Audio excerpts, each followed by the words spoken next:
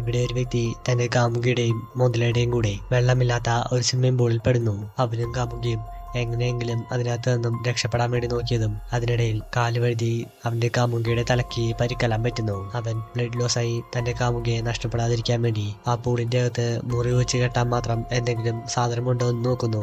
ഈ സമയം വായ തുറന്നുറങ്ങുന്ന മുതലയുടെ വായിക്കകത്ത് ഒരു ടേപ്പ് എല്ലാം ഇരിക്കുന്നത് കണ്ടും നായകന്റെ മനസ്സിൽ അത് വെച്ച് മുറിവെല്ലാം കെട്ടാമെന്ന ഐഡിയ എല്ലാം വരുന്നു. അവൻ കണ്ണടച്ചെടുക്കുന്ന മുതലയുടെ വായിൽ നിന്നും ടേപ്പ് എടുക്കാനായി നോക്കിയതും അവൻ ടേപ്പ് എടുക്കാൻ വേണ്ടി കൈയെത്തിച്ച അതേ സമയം തന്നെ മുതല കണ്ണു തുറന്നതും നായകൻ ഒരു തരത്തിൽ അതിന്റെ വായിൽ നിന്നും ആ ടേപ്പ് എല്ലാം എടുക്കുന്നു. ടേപ്പ് കിട്ടിയ സന്തോഷത്തിൽ അവൻ അതെല്ലാം തന്റെ കാമുകിയുടെ മുറിവിൽ വെച്ച് കെട്ടിയ ശേഷം അവിടെ നിന്നും രക്ഷപ്പെടാനായി മറ്റെന്തെങ്കിലും മാർഗമുണ്ടോ എന്ന് നോക്കുന്നു. അങ്ങനെ ഇരിക്കെ അതിന്റെ താഴേക്ക് ഒരു ഡ്രെയിനേജിന്റെ പോലത്തെ കുഴിയെല്ലാം പോകുന്നത് കണ്ടതും അവൻ അതെല്ലാം ഓപ്പൺ ചെയ്ത ശേഷം അതിലൂടെ ഇറങ്ങാൻ വേണ്ടി നോക്കിയതും അവന് മുമ്പേ തന്നെ മുതല അതിനകത്ത് ഇറങ്ങി പോകുന്നത് കണ്ട് അവൻ കുറെ നേരം മുതല തിരിച്ചു വരുന്നതിന് വേണ്ടി അവിടെ തന്നെ കാത്തിരിക്കുന്നു.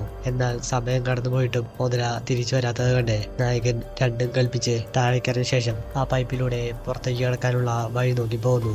ഇതേ സമയം മുതല തിരിച്ച് പൂളിനകത്തേക്ക് വന്നതും അത് ബോധമില്ലാതെ കിടക്കുന്ന നായകന്റെ കാമുകിയെ കണ്ട് അതിനെ ഭക്ഷിക്കാനായി നേരെ അതിന്റെ അടുത്തേക്ക് പോകുന്നു. ഈ സംഭവമെല്ലാം പൂളിന്റെ മുകളിലിരുന്ന് നോട്ടീസ് ചെയ്ത നായകന്റെ പട്ടിക്കുട്ടി മുതലയെ കണ്ട് ഉച്ചത്തിൽ കുറച്ചതും ഈ ശബ്ദം പൈപ്പിലിരുന്ന് കേട്ട നായകൻ വേഗം തന്നെ തിരിച്ച് പൂളിലേക്ക് വന്ന ശേഷം മുതല തന്റെ കാമുകിയെ ആക്രമിക്കുന്നതിന് തൊട്ടു മുമ്പ് തന്നെ അതിനെ അവിടെ നിന്നും പിടിച്ചു മാറ്റുന്നു.